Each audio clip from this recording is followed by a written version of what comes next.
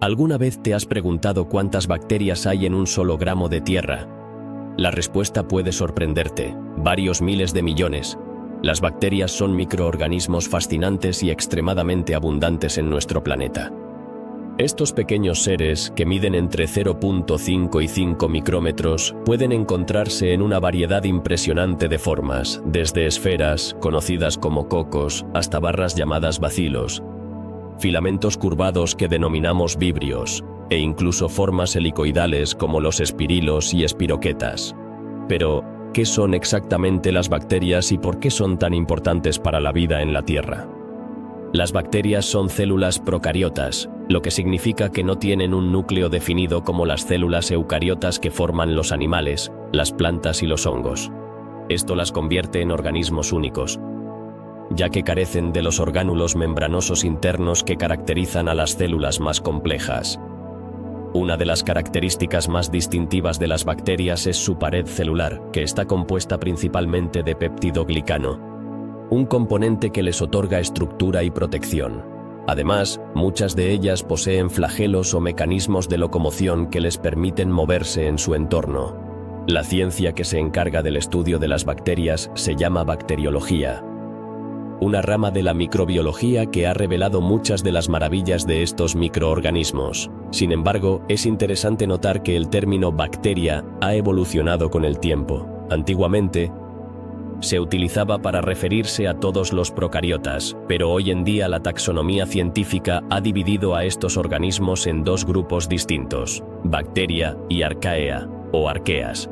Esta separación se basa en diferencias bioquímicas y genéticas significativas que existen entre ambos grupos. Por ejemplo, la composición de los lípidos en sus membranas y la presencia de peptidoglicano son características que distinguen a las bacterias de las arqueas. ¿Sabías que las bacterias son los organismos más abundantes del planeta?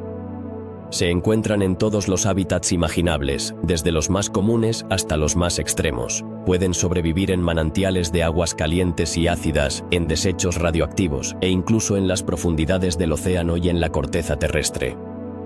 Algunas bacterias son tan resistentes que han demostrado ser capaces de sobrevivir en las duras condiciones del espacio exterior. Esto nos lleva a la asombrosa cifra de aproximadamente 5 billones de bacterias en todo el mundo, un número que es difícil de imaginar.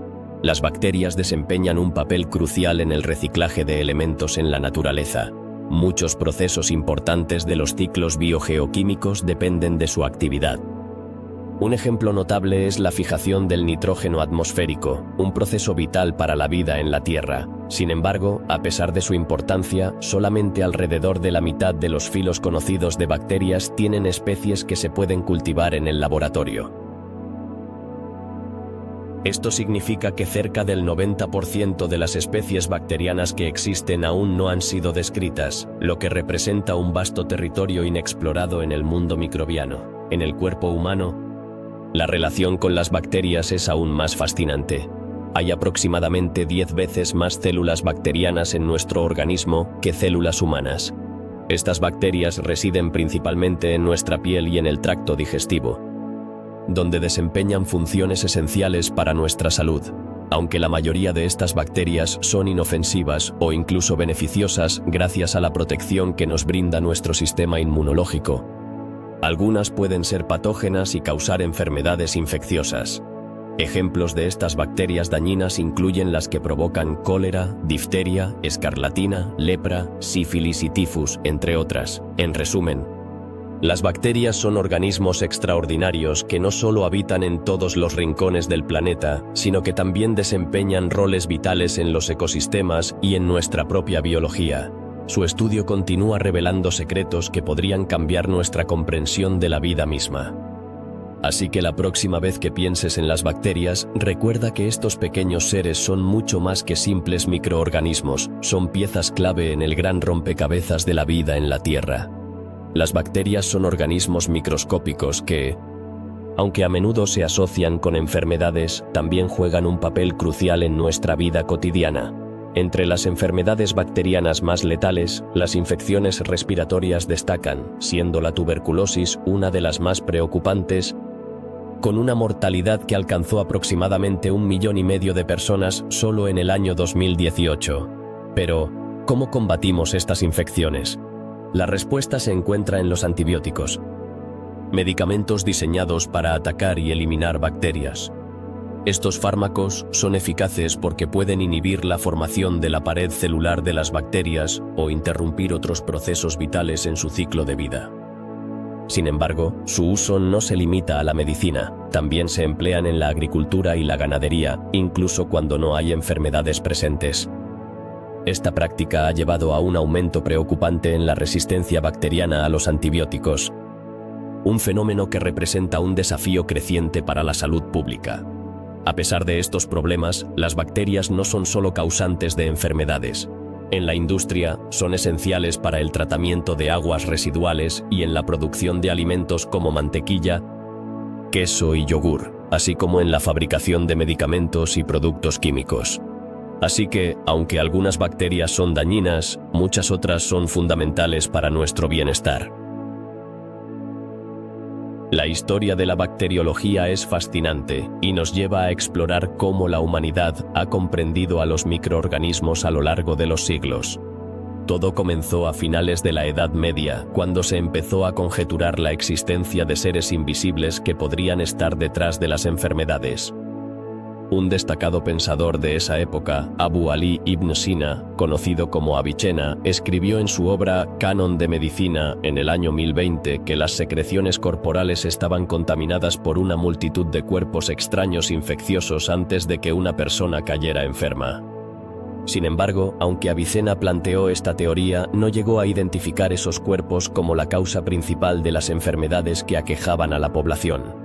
Con el tiempo, las ideas sobre el contagio comenzaron a tomar forma. Durante el siglo XIV, cuando la peste negra, también conocida como peste bubónica, azotó al Andalus, pensadores como Ibn Játima e Ibn al-Yatib comenzaron a afirmar que las enfermedades infecciosas eran causadas por entidades contagiosas que penetraban en el cuerpo humano. Estas ideas sobre el contagio se volvieron cada vez más populares durante el Renacimiento, especialmente gracias a los escritos de Girolamo Fracastoro, quien contribuyó a la difusión de estas teorías. Pero, ¿cuándo se observó por primera vez a las bacterias? Este hito se produjo en 1676, cuando el neerlandés Anton van Leeuwenhoek, utilizando un microscopio de lente simple que él mismo había diseñado, observó por primera vez estos pequeños organismos. Van Leeuwenhoek los denominó animálculos y publicó sus observaciones en una serie de cartas dirigidas a la Royal Society de Londres. Este fue un momento crucial en la historia de la ciencia, ya que abrió la puerta a la comprensión de un mundo que hasta entonces había permanecido oculto a la vista humana.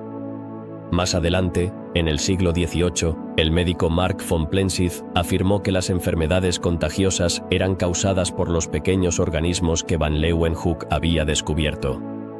Sin embargo, el término bacteria no fue introducido hasta 1828, cuando el científico Ehrenberg utilizó esta palabra, que proviene del griego bacterion, que significa bastón pequeño. Este nuevo término comenzó a consolidar la clasificación de estos microorganismos en el ámbito científico. Un avance significativo en la comprensión de las bacterias llegó en 1835, cuando Agostino Bassi demostró experimentalmente que la enfermedad del gusano de seda tenía un origen microbiano. A partir de esta investigación, Bassi dedujo que muchas otras enfermedades, como el tifus, la sífilis y el cólera, también podrían tener un origen similar. Durante los años 50 del siglo XIX, las bacterias fueron clasificadas como esquizomicetes dentro del reino vegetal y más tarde, en 1875, se agruparon junto a las algas verde-azuladas en una categoría denominada Schizophyta. La figura de Louis Pasteur aparece como un faro de conocimiento en 1859. Cuando demostró que los procesos de fermentación eran causados por el crecimiento de microorganismos. Este descubrimiento fue revolucionario, ya que refutó la idea de la generación espontánea, que había sido la creencia predominante hasta ese momento. Pasteur aclaró que ni las levaduras, ni los mohos, ni los hongos que normalmente se asociaban a estos procesos de fermentación eran bacterias. Junto a su contemporáneo Robert Koch, Pasteur se convirtió en uno de los primeros defensores de la teoría microbiana de la enfermedad, una teoría que cambiaría la forma en que se entendían las enfermedades infecciosas.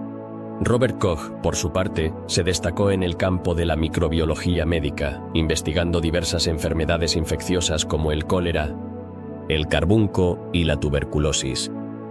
Fue a través de sus investigaciones en tuberculosis que Koch logró probar la teoría microbiana de la enfermedad, lo que le valió el Premio Nobel en Medicina y Fisiología en el año 1905. Estableció lo que se conoce como los postulados de Koch, una serie de criterios experimentales que se utilizan para demostrar si un organismo es el causante de una enfermedad específica. Estos postulados han perdurado a lo largo del tiempo y se siguen aplicando en la investigación microbiológica actual, marcando así un hito en la historia de la bacteriología. La comprensión de las bacterias y su relación con las enfermedades ha sido esencial para el avance de la medicina y la salud pública.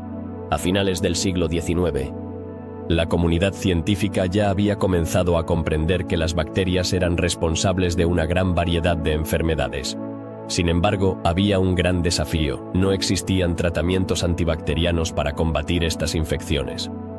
Fue en 1882 cuando Paul Ehrlich, un pionero en el uso de tintes y colorantes, realizó un descubrimiento crucial al identificar la tinción del bacilo de Koch, que más tarde sería perfeccionada por Thiel y Nielsen de manera independiente. ¿Te imaginas cómo habría sido la medicina sin la capacidad de identificar estas bacterias?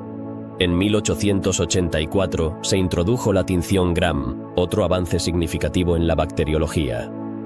Gracias a sus contribuciones, Ehrlich fue reconocido con el Premio Nobel en 1908 por sus investigaciones en el campo de la inmunología. Pero su trabajo no se detuvo ahí. En 1910, desarrolló el primer antibiótico, utilizando colorantes que no solo podían teñir, sino también eliminar selectivamente a las espiroquetas de la especie Treponema pallidum, la bacteria responsable de la sífilis. Este fue un hito en la lucha contra las infecciones bacterianas. Años más tarde, en 1977, el científico Carl Woese realizó un descubrimiento que cambiaría la forma en que entendemos la vida en la Tierra. Reveló que las arqueas, un grupo de microorganismos, tienen una línea evolutiva distinta de las bacterias.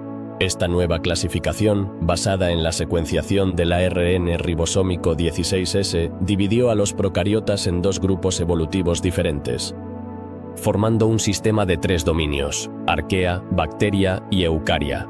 Sin duda, estos avances han sido fundamentales para el desarrollo de la bacteriología moderna.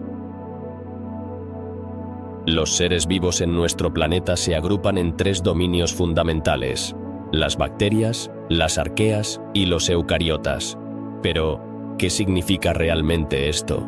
En los dominios de las arqueas y las bacterias encontramos a los organismos procariotas, que son aquellos cuyas células carecen de un núcleo celular diferenciado. Por el contrario, el dominio de los eucariotas incluye a las formas de vida más complejas que conocemos, como los protistas, los animales, los hongos y las plantas. Esta clasificación nos ayuda a entender la diversidad de la vida en la Tierra y cómo se ha desarrollado a lo largo de miles de millones de años. Históricamente, el término bacteria se aplicó de manera general a todos los microorganismos procariotas. Sin embargo, gracias a los avances en la filogenia molecular, que es el estudio de las relaciones evolutivas entre los organismos, hemos descubierto que los procariotas se dividen en 2 dominios distintos: las bacterias y las arqueas. Estos 2 grupos no solo son diferentes entre sí, sino que también han evolucionado de manera independiente a partir de un ancestro común. De hecho, la clasificación moderna que utilizamos hoy en día, que incluye estos 3 dominios, es el sistema más aceptado en el campo de la bacteriología. Es interesante notar que, en la antigua clasificación de los 5 reinos, existía un término llamado Monera. Este término, que hoy en día ha caído en desuso, hacía referencia a lo que conocemos hoy como procariotas. A pesar de que ya no se utiliza en la mayoría de los círculos científicos, todavía se encuentra en algunos manuales y libros de texto, lo que puede resultar confuso para quienes estudian biología. Los antepasados de los procariotas modernos fueron en realidad los primeros organismos que aparecieron en la Tierra hace más de 4.200 millones de años. Durante un periodo asombrosamente largo, que se extendió por cerca de 3.000 millones de años, todos los seres vivos eran microscópicos. En esta vasta extensión de tiempo, las bacterias y las arqueas dominaron el planeta. Aunque hemos encontrado fósiles bacterianos, como los estromatolitos, estos no conservan su forma distintiva, lo que dificulta su uso para estudiar la historia evolutiva de las bacterias o el origen de especies específicas. Sin embargo, las secuencias genéticas se han convertido en una herramienta poderosa que nos permite reconstruir la historia de la vida en la Tierra. Los estudios sugieren que las arqueas y los eucariotas están más estrechamente relacionados entre sí que con las bacterias. ¿Te has preguntado alguna vez cuál fue el último antepasado común de las bacterias y las arqueas? Se ha propuesto que este ancestro vivió hace aproximadamente 4.200 millones de años, durante un período que se conoce como el Ádico. En este contexto, la separación entre las arqueas y las bacterias ocurrió a mediados del Ádico, hace alrededor de 4.150 millones de años. Por otro lado, los eucariotas son una invención más reciente en la historia de la vida, surgiendo a comienzos del Paleoproterozoico, hace unos 2.500 millones de años. Durante el Arcaico, que es un período de tiempo en la historia de la Tierra, se originaron la mayoría de los filos bacterianos. Es fascinante pensar que las bacterias termófilas, que pertenecen a los reinos Thermotogati y Fusobacteriota, se separaron del resto de las bacterias a finales del Ádico y a comienzos del Arcaico. Además, grandes grupos de bacterias como los Pseudomonadati y Bacillati vieron la luz en la mitad del Arcaico, lo que nos da una idea de la increíble diversidad que comenzó a desarrollarse en esos tiempos remotos. Una pregunta intrigante que surge en este contexto es si los primeros procariotas fueron bacterias o arqueas. Algunos investigadores sostienen que el dominio de las bacterias es el más antiguo, argumentando que las arqueas y los eucariotas derivaron de él. Sin embargo, hay quienes defienden la idea de que las arqueas son en realidad el dominio más antiguo. Este debate aún no tiene una respuesta definitiva y resalta la complejidad y el misterio que rodea la evolución de la vida en la Tierra. Así que, al mirar hacia atrás en el tiempo, podemos apreciar que las bacterias no solo son organismos simples, sino que son parte fundamental de la historia de la vida en nuestro planeta. Desde sus humildes comienzos hace más de 4.000 millones de años hasta su diversidad actual, las bacterias han sido y seguirán siendo protagonistas en el gran relato de la evolución. La evolución de las bacterias es un tema fascinante que nos lleva a entender cómo se originaron otros grupos de organismos. Un punto de vista interesante que han propuesto algunos científicos es que tanto las arquea como los eucaria, dos grandes dominios de la vida, son relativamente recientes en la escala del tiempo evolutivo, con una antigüedad aproximada de 900 millones de años. Pero, ¿de dónde provienen? Se sugiere que ambos grupos evolucionaron a partir de una bacteria gram positiva, probablemente de un tipo conocido como actinobacteria.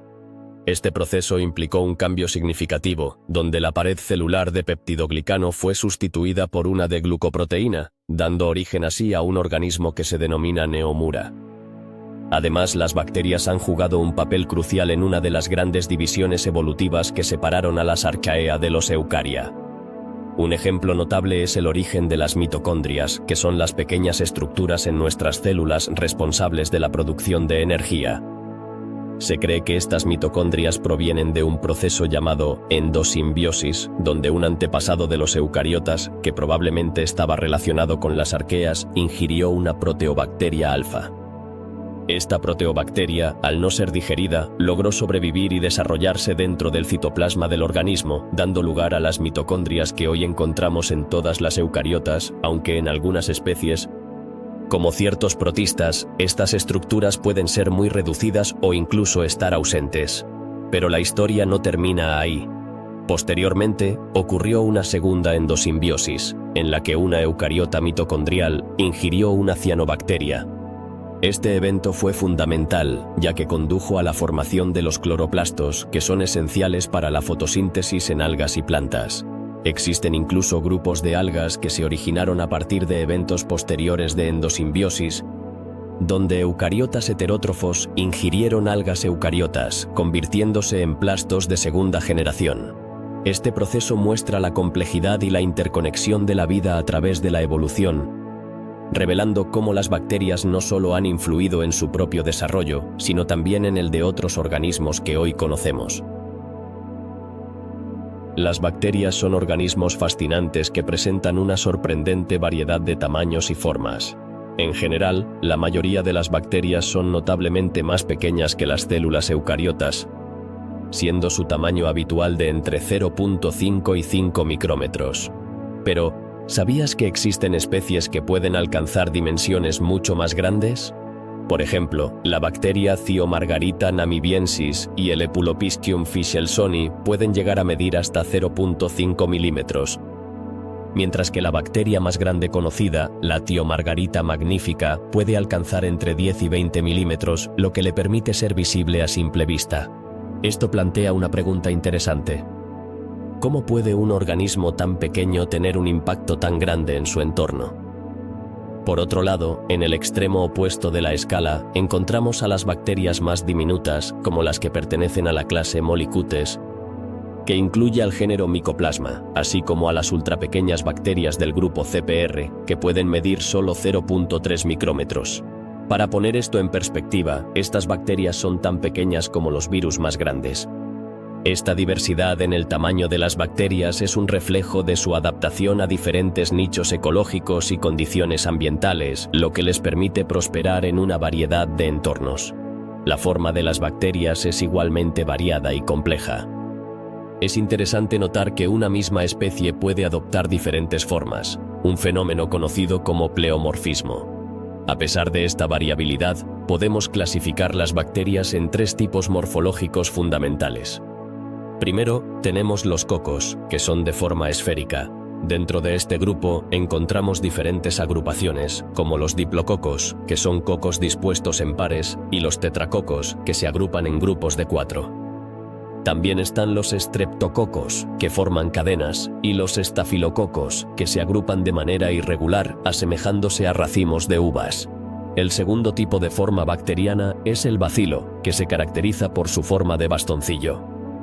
Por último, encontramos las formas helicoidales, que incluyen a los vibrios, que son ligeramente curvados, y los espirilos, que tienen una forma helicoidal rígida. También están las espiroquetas, que son helicoidales pero flexibles.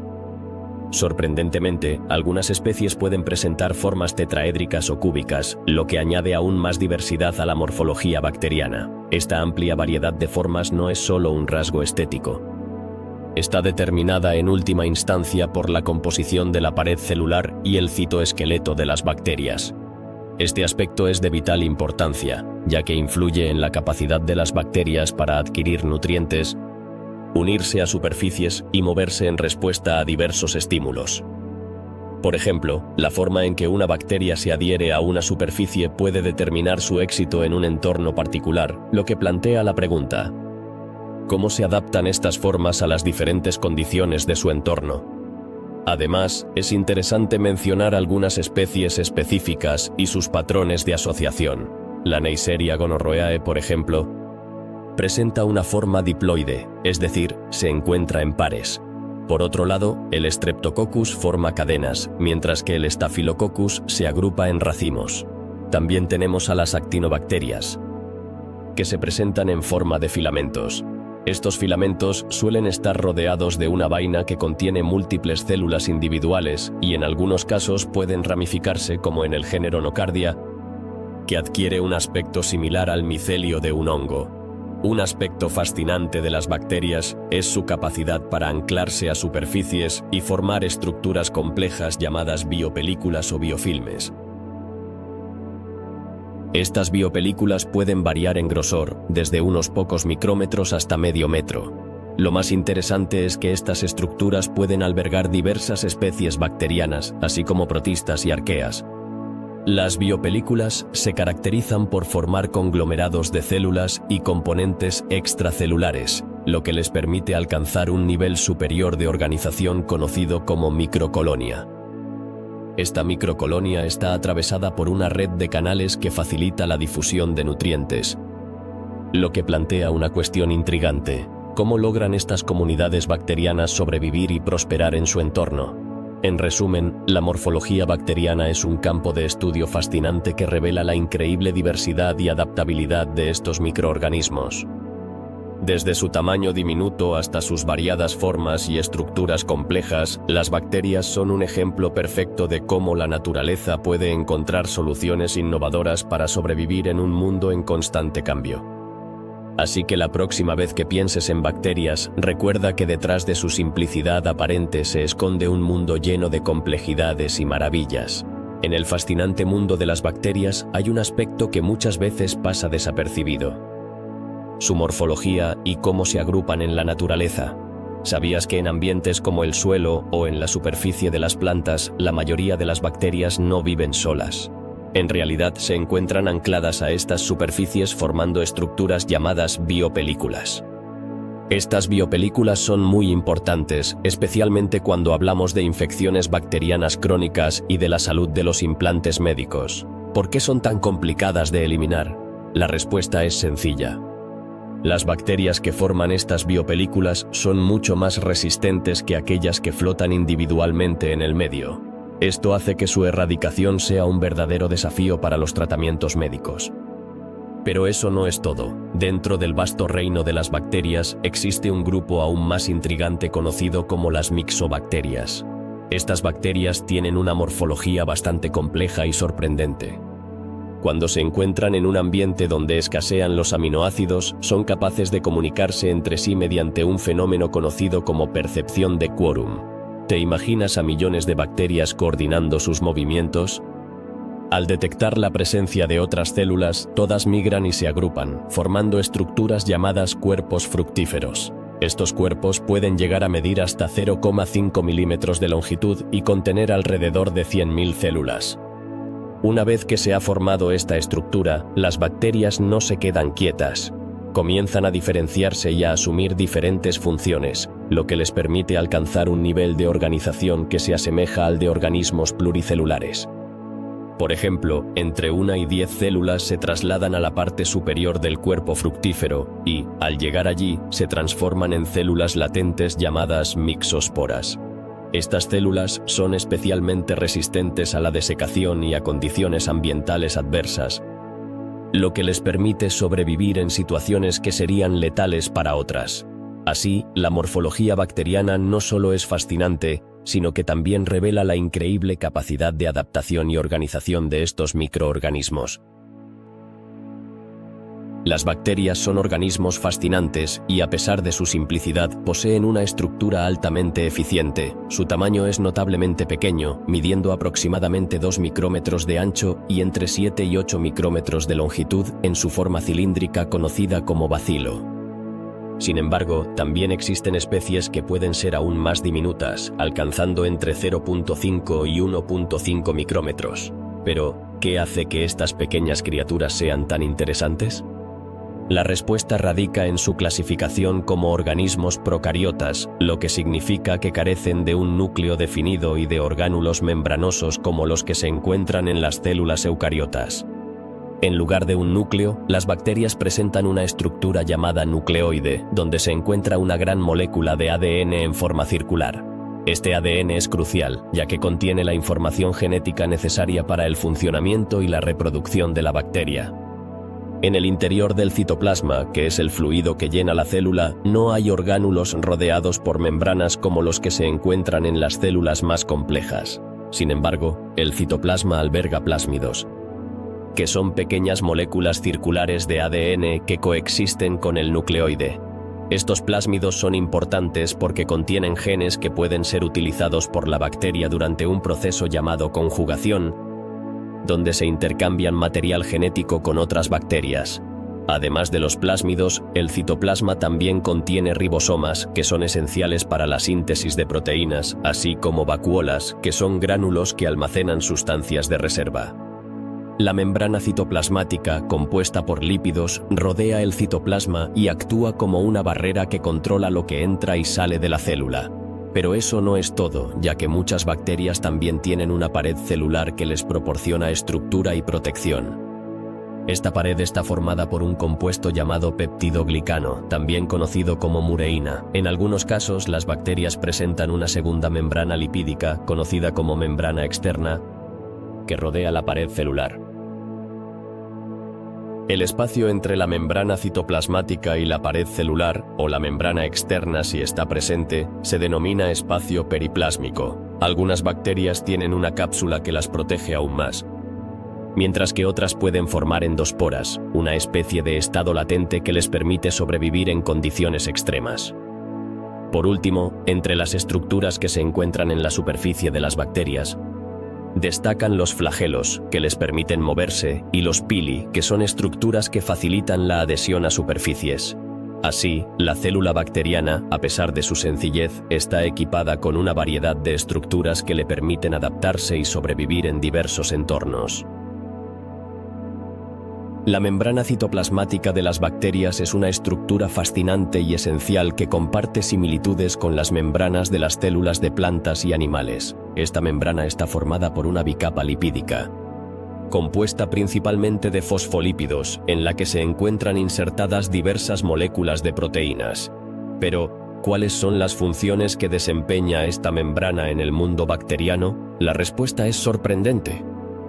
La membrana citoplasmática actúa como una barrera osmótica, regula el transporte de sustancias, participa en la biosíntesis, facilita la transducción de energía, sirve como centro de replicación del ADN y también funciona como un punto de anclaje para los flagelos, que son estructuras que les permiten moverse. A diferencia de las membranas de las células eucariotas que suelen contener esteroles, la mayoría de las bacterias carecen de estos compuestos. Sin embargo, hay excepciones, como los micoplasmas y algunas proteobacterias que presentan componentes similares llamados opanoides. Esto nos lleva a preguntarnos, ¿cómo se llevan a cabo las reacciones bioquímicas en las bacterias? La respuesta se encuentra en la existencia de gradientes de concentración a ambos lados de la membrana. Estos gradientes crean una diferencia de potencial que se asemeja a la de una batería eléctrica, lo que permite a la célula realizar el transporte de electrones y obtener energía. Es importante destacar que, a diferencia de las células eucariotas, las bacterias no cuentan con membranas internas que faciliten estas reacciones, lo que significa que deben llevarse a cabo a través de la propia membrana citoplasmática, entre el citoplasma y el espacio periplásmico. Al ser organismos procariotas, las bacterias presentan una organización celular diferente a la de los eucariotas. No tienen orgánulos citoplasmáticos delimitados por membranas, lo que les da un aspecto más simple en cuanto a sus estructuras intracelulares. Carecen de un núcleo celular, mitocondrias, cloroplastos y otros orgánulos que son comunes en las células eucariotas, como el aparato de Golgi y el retículo endoplasmático. Pero, ¿significa esto que las bacterias son menos complejas? En realidad, algunas bacterias desarrollan estructuras intracelulares que, aunque rudimentarias, pueden considerarse como primitivos orgánulos. Estos se conocen como compartimentos procariotas. Entre los ejemplos más destacados se encuentran los tilacoides de las cianobacterias, que son esenciales para la fotosíntesis, así como los compartimentos que contienen amonio monooxigenasa en la familia Nitrosomonadaceae y diversas estructuras en el grupo Planctomycetota. Un aspecto fundamental en la vida de las bacterias es la síntesis de proteínas, y para ello, estas células contienen ribosomas.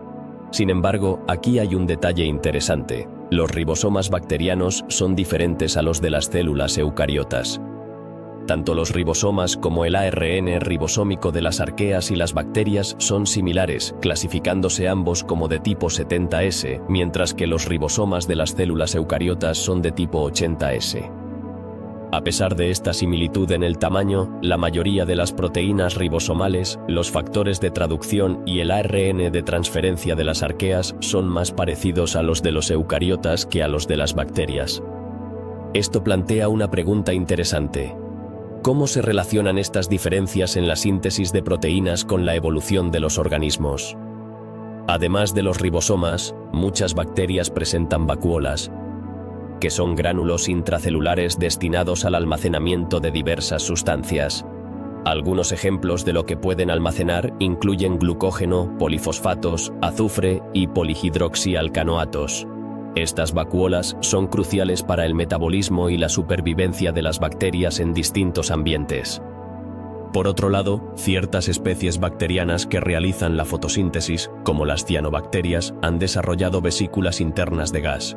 Estas vesículas les permiten regular su flotabilidad, ayudándolas a alcanzar profundidades donde la intensidad de luz y los niveles de nutrientes son óptimos para su crecimiento y actividad fotosintética. Finalmente, hay otras estructuras presentes en algunas especies bacterianas que son igualmente intrigantes. Por ejemplo, los carboxisomas, que son compartimentos que contienen enzimas necesarias para la fijación de carbono, desempeñan un papel fundamental en el metabolismo del carbono.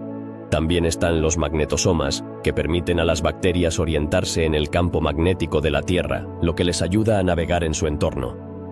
En resumen, aunque las bacterias pueden parecer simples a primera vista, su estructura intracelular está llena de sorpresas y adaptaciones que les permiten sobrevivir y prosperar en una amplia variedad de ambientes.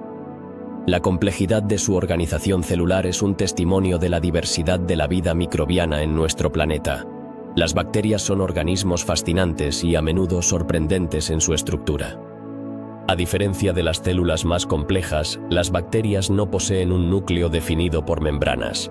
En su lugar, el material genético se encuentra organizado en un único cromosoma que reside en el citoplasma, en una región irregular conocida como nucleoide. Pero, ¿qué es exactamente el nucleoide? Este espacio no solo alberga el cromosoma, que generalmente es de forma circular, sino que también contiene proteínas asociadas y ARN. Aunque la mayoría de las bacterias presentan cromosomas circulares, hay excepciones, como el caso de Borrelia burgdorferi, que tiene un cromosoma lineal. Es interesante mencionar que, a pesar de que tradicionalmente se pensaba que las células procariotas carecían de un citoesqueleto, investigaciones recientes han revelado la existencia de homólogos bacterianos de las principales proteínas del citoesqueleto que se encuentran en las eucariotas. ¿Cómo se manifiestan estas estructuras en las bacterias? Dos de las proteínas más destacadas son FTSZ y MRB. La proteína FTSC se ensambla en un anillo que juega un papel crucial durante la división celular bacteriana, mientras que MRB es responsable de determinar la anchura de la célula. El citoesqueleto bacteriano no solo es esencial para la forma y el soporte de la célula, sino que también desempeña un papel vital en su protección y en el proceso de división celular. Esto demuestra que, aunque las bacterias son organismos simples en comparación con otros tipos de células, cuentan con una organización interna sorprendentemente compleja que les permite adaptarse y sobrevivir en diversos entornos. Sin duda, la estructura de la célula bacteriana es un tema que merece una atención especial. Las bacterias son organismos fascinantes que poseen una estructura celular única y compleja. Una de las características más notables de estas células es la presencia de una pared celular que rodea su membrana citoplasmática. Pero, ¿qué es exactamente esta pared celular y de qué está compuesta? La pared celular bacteriana está formada principalmente por peptidoglicano, una sustancia que, en el pasado, se conocía como mureína. Este peptidoglicano se compone de cadenas de polisacáridos que están enlazadas entre sí por péptidos inusuales. Un aspecto interesante de estos péptidos es que contienen aminoácidos que son poco comunes, específicamente los aminoácidos D, que no se encuentran en las proteínas típicas. Esta particularidad otorga a la pared celular una resistencia especial, protegiéndola de la acción de muchas peptidasas, que son enzimas que podrían descomponerla. Es vital entender que las paredes celulares bacterianas son diferentes a las de otros organismos, como las plantas y los hongos. Por ejemplo, las plantas tienen paredes celulares compuestas de celulosa, mientras que los hongos utilizan quitina. Además, las arquea, que son otro tipo de microorganismos, tienen paredes celulares que no contienen peptidoglicano, lo que las distingue aún más de las bacterias. Esta variabilidad en la composición de las paredes celulares es fundamental, ya que influye en cómo los diferentes tipos de organismos interactúan con su entorno. Un hecho curioso es que el antibiótico penicilina es capaz de matar a muchas bacterias al inhibir un paso crucial en la síntesis del peptidoglicano. Esto destaca la importancia de la pared celular en la supervivencia de las bacterias y cómo los tratamientos antibióticos pueden ser diseñados para atacar específicamente estas estructuras. Pero, ¿sabías que existen dos tipos principales de paredes celulares bacterianas? Estas son las bacterias gram positivas y gram negativas, y sus nombres provienen de un método de tinción conocido como tinción de Gram, que se utiliza tradicionalmente para clasificar las especies bacterianas. Las bacterias gram positivas se caracterizan por tener una pared celular gruesa que contiene muchas capas de peptidoglicano, además de ácido teicoico, que se inserta en esta estructura. En contraste, las bacterias gram negativas poseen una pared celular relativamente delgada, compuesta por unas pocas capas de peptidoglicano, y están rodeadas por una segunda membrana lipídica conocida como membrana externa.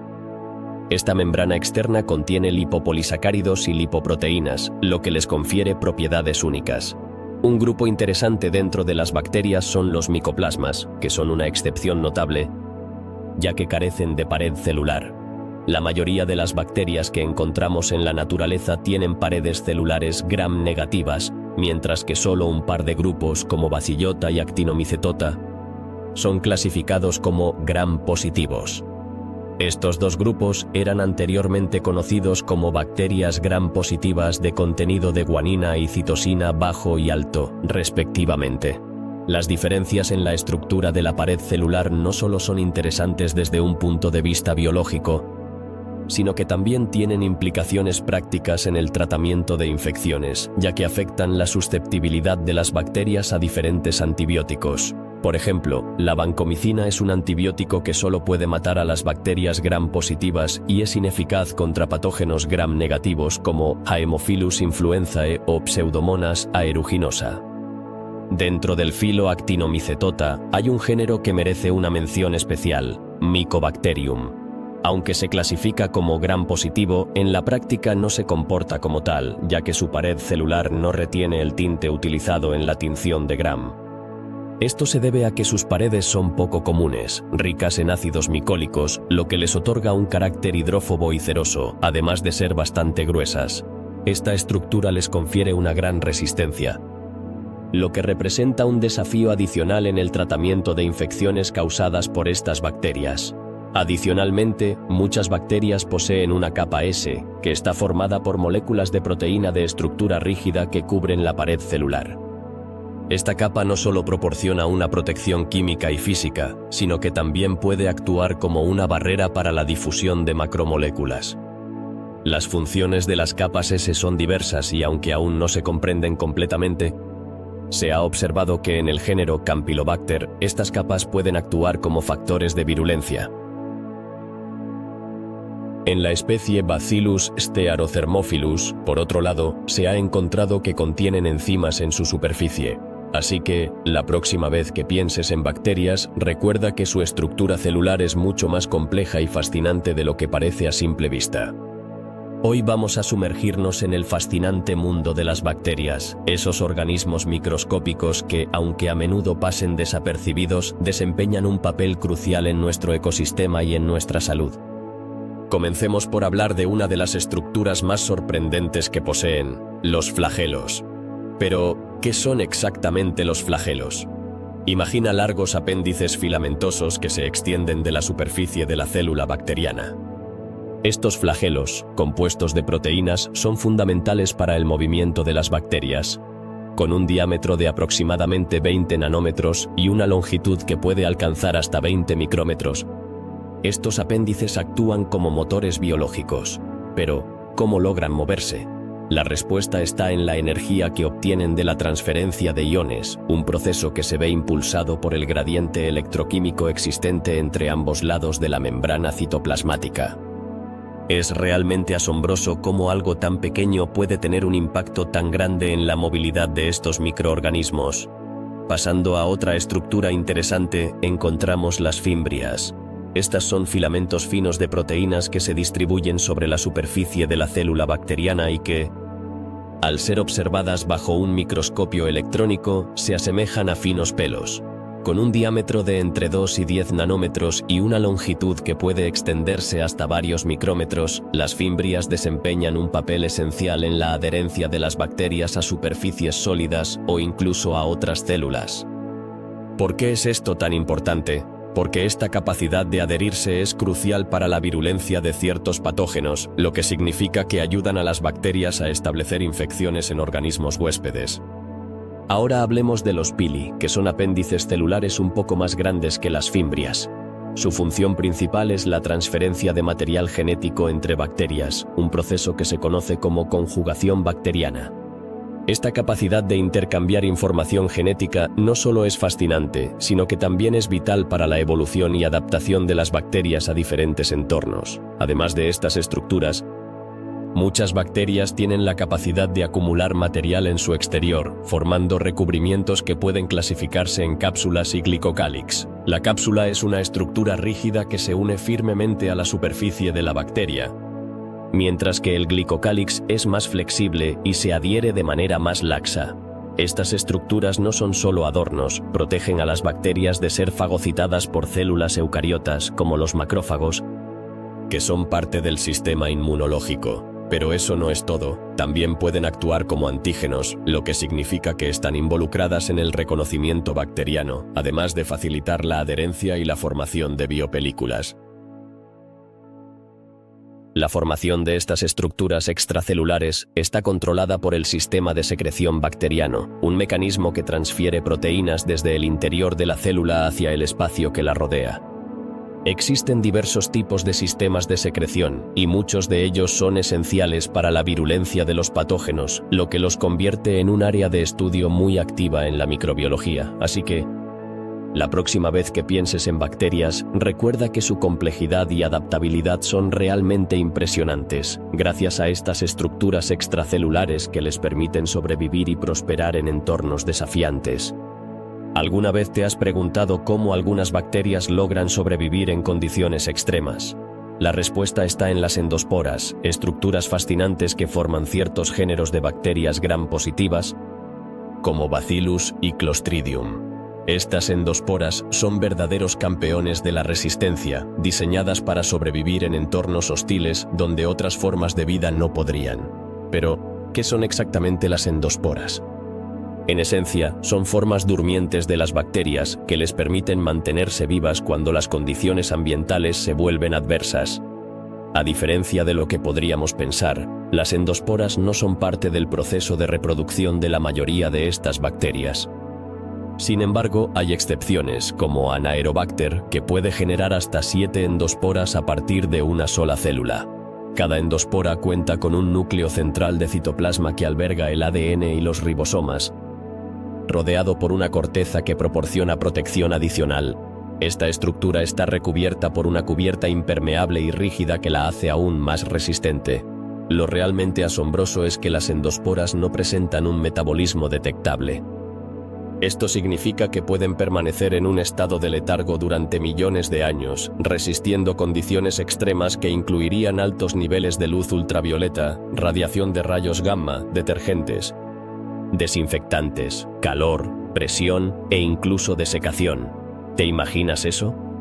Estas pequeñas estructuras pueden incluso sobrevivir en el vacío del espacio exterior, un testimonio impresionante de su durabilidad. Sin embargo, no todo es positivo. Las endosporas también pueden ser responsables de enfermedades en humanos. Por ejemplo, la inhalación de endosporas de Bacillus anthracis puede provocar carbunco, mientras que la contaminación de heridas con endosporas de Clostridium tetani puede causar tétanos. Así que, aunque las endosporas son un ejemplo asombroso de la supervivencia bacteriana, también nos recuerdan que debemos tener cuidado con ellas. En resumen, las endosporas son una maravilla de la naturaleza, capaces de resistir lo que muchas otras formas de vida no podrían. Las bacterias son organismos fascinantes que presentan una variedad de formas de movimiento, cada una adaptada a su entorno y necesidades específicas. ¿Sabías que algunas bacterias son completamente inmóviles? Mientras que otras pueden desplazarse, pero limitan su movimiento a cambios de profundidad en su hábitat. Un ejemplo notable son las cianobacterias y las bacterias verdes del azufre, que cuentan con vesículas de gas. Estas vesículas les permiten controlar su flotabilidad, lo que les ayuda a posicionarse en el lugar óptimo donde pueden recibir la máxima cantidad de luz y alimento. Este mecanismo de flotación es crucial para su supervivencia, ya que les permite aprovechar al máximo los recursos disponibles en su entorno acuático. Por otro lado, las bacterias que son móviles tienen una variedad de métodos para desplazarse. Uno de los modos más comunes es a través de la utilización de flagelos, que son estructuras alargadas y en forma de hélice. Estos flagelos funcionan como un motor rotatorio, similar a una hélice, y pueden girar en ambas direcciones. Pero, ¿cómo obtienen la energía necesaria para este movimiento? Utilizan un gradiente electroquímico a través de su membrana celular, lo que les proporciona la energía necesaria para girar y, por ende, moverse. Es interesante destacar que los flagelos bacterianos son diferentes de los flagelos que encontramos en organismos eucarióticos. Aunque a simple vista pueden parecer similares, su estructura y funcionamiento son completamente distintos. En las bacterias, estos flagelos están compuestos por alrededor de 20 proteínas, además de otras 30 que se encargan de su regulación y coordinación. Dado el tamaño diminuto de las bacterias, el agua en la que se mueven es extremadamente viscosa, lo que significa que su mecanismo de propulsión debe ser muy eficiente y potente para que puedan desplazarse con eficacia. Además de los flagelos, existen otros métodos de movimiento en las bacterias. Algunas pueden deslizarse sobre superficies sólidas al secretar una sustancia viscosa, aunque el mecanismo exacto que les permite hacerlo sigue siendo un misterio para los científicos.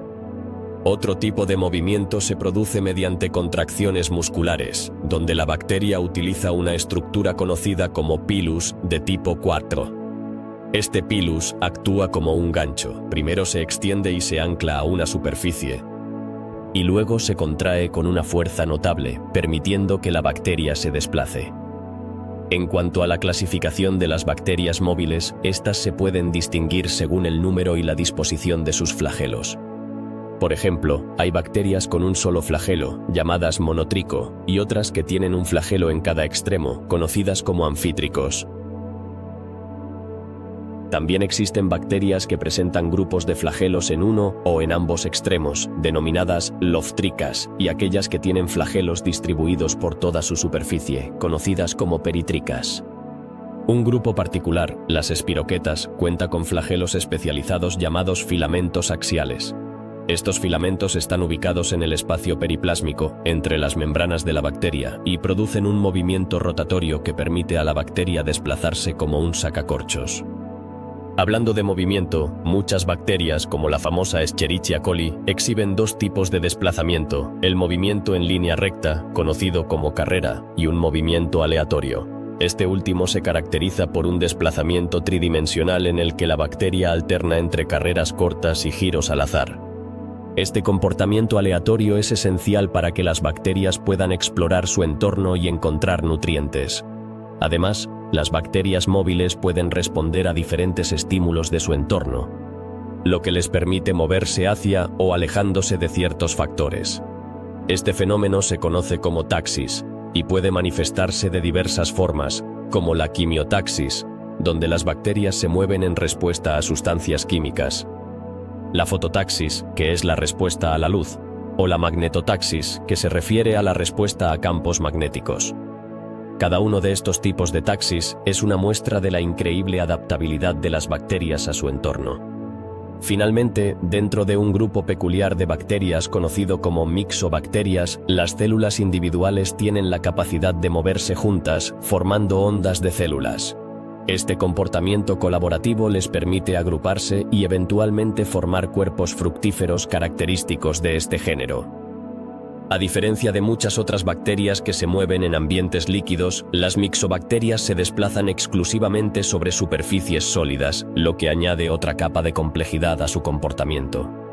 En resumen, el mundo del movimiento bacteriano es asombroso y diverso, mostrando la increíble capacidad de adaptación de estos microorganismos a diferentes entornos y condiciones. El fascinante mundo de las bacterias nos revela que, por ejemplo, la Escherichia coli, comúnmente conocida como E. coli, tiene la capacidad de moverse tanto en medios líquidos como en sólidos. Pero, ¿cómo logran las bacterias desplazarse dentro de las células que infectan? Es aquí donde entran en juego las especies de Listeria y Shigella, que han desarrollado una ingeniosa estrategia. Estas bacterias se apoderan del citoesqueleto de las células huésped, que normalmente se encarga de mover los orgánulos dentro de la célula. Al polimerizar actina, un componente esencial del citoesqueleto, generan un empuje en uno de sus extremos que les permite navegar a través del citoplasma de la célula huésped, como si estuvieran surfeando en un océano microscópico. Ahora, cuando hablamos del movimiento bacteriano a una escala más grande, entramos en el concepto de dispersión. Este fenómeno depende de mecanismos pasivos y se observa, por ejemplo, en el medio aéreo. En este entorno, las bacterias se transportan adheridas a partículas más grandes, lo que facilita su propagación. De hecho, investigaciones han demostrado que la mayoría de las bacterias en el aire se encuentran asociadas a partículas que superan los 10 micrómetros de tamaño. Un hallazgo interesante sugiere que el polen podría ser el principal vector que ayuda a las bacterias a viajar a través del aire, llevando consigo una pequeña parte de este mundo microscópico. Así, el movimiento bacteriano, tanto a nivel celular como en el ambiente, es un fenómeno complejo y sorprendente. Las bacterias son organismos fascinantes que presentan un método de reproducción muy particular. En estos microorganismos, el crecimiento celular y la reproducción están profundamente entrelazados. Al igual que en la mayoría de los organismos unicelulares, el aumento en el tamaño de las células es un precursor directo de la división celular. Este proceso se lleva a cabo mediante la duplicación, lo que resulta en la formación de células hijas que contienen información genética idéntica a la de la célula madre. Pero, ¿cómo ocurre exactamente esta reproducción en las bacterias? Las bacterias alcanzan un tamaño específico y, cuando lo logran, se reproducen a través de un mecanismo conocido como fisión binaria. Esta forma de reproducción es asexual, lo que significa que no implica la combinación de material genético de dos organismos diferentes. En condiciones óptimas, una bacteria gram-positiva puede dividirse en un intervalo de 20 a 30 minutos, mientras que una gram-negativa puede hacerlo incluso más rápido, cada 15 a 20 minutos. Esto es asombroso, ya que en tan solo 16 horas, el número de bacterias puede aumentar hasta alcanzar la increíble cifra de 5.000 millones. Para poner esto en perspectiva, esta cantidad es cercana al número total de personas que habitan nuestro planeta, que son aproximadamente 7.000 millones. En condiciones ideales, algunas bacterias han demostrado ser capaces de dividirse en un tiempo récord de solo 9 minutos y 8 décimas. Así, cada vez que una bacteria se divide, produce dos células hijas que son copias exactas de la original. Sin embargo, no todas las bacterias se limitan a la fisión binaria. Algunas de ellas, aunque siguen reproduciéndose asexualmente, desarrollan estructuras más complejas que facilitan la dispersión de las nuevas células. Por ejemplo, las mixobacterias pueden formar cuerpos fructíferos, conocidos como esporangios, que ayudan en la dispersión. Por otro lado, el género Streptomyces produce hifas, que son filamentos que también contribuyen a este proceso. Además, existe un fenómeno interesante llamado gemación, donde una célula bacteriana forma una protuberancia que eventualmente se separa, dando lugar a una nueva célula hija. A pesar de que la mayoría de las bacterias se reproducen asexualmente, también existe un método alternativo conocido como parasexualidad bacteriana. Este proceso permite a las bacterias intercambiar material genético, lo que introduce una variabilidad genética que puede ser beneficiosa para su adaptación y supervivencia. La forma más común de este intercambio se conoce como conjugación bacteriana. Durante la conjugación, una bacteria donante y una bacteria receptora establecen contacto a través de estructuras especializadas llamadas pelos sexuales o pili. A través de estas estructuras se transfiere una pequeña cantidad de ADN, que puede ser un plásmido conjugativo, un tipo de material genético que puede existir de manera independiente en la célula. Uno de los plásmidos más conocidos es el plásmido F de la bacteria Escherichia coli, que tiene la capacidad de integrarse en el cromosoma de la bacteria. Cuando esto ocurre, se le denomina episoma, y durante la transferencia de material genético también puede arrastrar consigo parte del cromosoma bacteriano. Es importante mencionar que para que la conjugación tenga lugar, se requiere la síntesis de ADN, lo que significa que la replicación del material genético se produce simultáneamente con la transferencia. Este proceso no solo es fascinante, sino que también es crucial para entender cómo las bacterias pueden adaptarse y evolucionar en su entorno. El crecimiento de las bacterias es un proceso fascinante que se desarrolla en 3 fases distintas, cada una con características únicas. Pero, ¿qué sucede cuando una población bacteriana se encuentra en un nuevo entorno lleno de nutrientes? La respuesta es que, inicialmente, estas bacterias tienen que adaptarse a su nuevo hogar.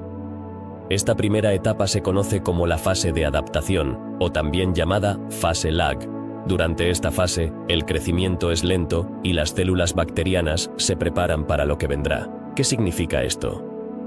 Significa que, aunque no se multipliquen rápidamente, están trabajando arduamente en la biosíntesis de proteínas cruciales, como los ribosomas y las proteínas de membrana, que les ayudarán a crecer de manera efectiva en la siguiente fase. Una vez que han pasado por esta fase de adaptación, las bacterias entran en la fase exponencial. Aquí es donde la acción realmente comienza. En esta etapa, el crecimiento de las células bacterianas se acelera de manera impresionante. Y podemos hablar de crecimiento exponencial. La rapidez con la que crecen se conoce como la tasa de crecimiento, simbolizada como K. Además, cada célula tiene un tiempo específico que tarda en dividirse, conocido como tiempo de generación, o G. Durante esta fase, las bacterias metabolizan los nutrientes a la máxima velocidad posible, aprovechando cada gota de energía disponible. Sin embargo, este crecimiento desenfrenado no puede durar para siempre, y eventualmente los nutrientes comenzarán a escasear. Cuando esto ocurre, las bacterias entran en su última fase, la fase estacionaria. Este es un momento crítico en el ciclo de vida bacteriano. La falta de nutrientes provoca que las células reduzcan drásticamente su actividad metabólica. Pero no todo está perdido. En esta fase, las bacterias comienzan a utilizar proteínas celulares que no son esenciales como fuente de energía. Es un periodo de transición, donde el crecimiento rápido da paso a una respuesta más adaptativa frente al estrés. Durante la fase estacionaria, se activan genes que ayudan a las bacterias a reparar su ADN y a manejar el estrés oxidativo, además de facilitar el transporte de nutrientes. Así que, en resumen, el crecimiento bacteriano es un proceso complejo y dinámico que abarca desde la adaptación inicial hasta la respuesta a condiciones adversas. Cada fase tiene un papel fundamental en la supervivencia y adaptación de estas pequeñas pero poderosas células. Las bacterias son organismos fascinantes que presentan una diversidad genética notable. La mayoría de ellas poseen un único cromosoma en forma de círculo, el cual puede variar significativamente en tamaño. Por ejemplo, la bacteria endosimbionte conocida como Candidatus carsonella rudi tiene un cromosoma que contiene solamente 160.000 pares de bases. En contraste, la bacteria del suelo Sorangium cellulosum cuenta con un cromosoma mucho más grande, que alcanza los 12.200.000 pares de bases. Sin embargo, existe una excepción interesante a esta norma. Las espiroquetas del género Borrelia, como Borrelia burgdorferi, que es responsable de la enfermedad de Lyme, presentan un cromosoma que es lineal en lugar de circular. Esta variabilidad en la estructura del cromosoma es solo una parte de lo que hace que la genética bacteriana sea tan intrigante. Además de su cromosoma principal, las bacterias pueden contener plásmidos, que son pequeñas moléculas de ADN que existen independientemente del cromosoma. Estos plásmidos pueden ser cruciales, ya que pueden albergar genes que confieren resistencia a los antibióticos o que están relacionados con la virulencia, es decir, la capacidad de causar enfermedad. Pero eso no es todo, ya que las bacterias también pueden adquirir ADN de otras fuentes. Un ejemplo de esto es la integración de material genético que proviene de bacteriófagos, que son virus que infectan bacterias. Existen diferentes tipos de bacteriófagos. Algunos simplemente infectan y destruyen las células bacterianas, mientras que otros se integran en el cromosoma de la bacteria. Esta integración puede resultar en la adición de genes del virus al genoma bacteriano, lo que puede influir en las características de la bacteria.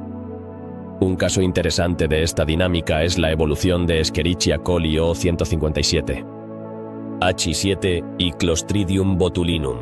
En ambos casos, la incorporación de genes tóxicos de un bacteriófago transformó a lo que originalmente eran bacterias inofensivas en patógenos peligrosos.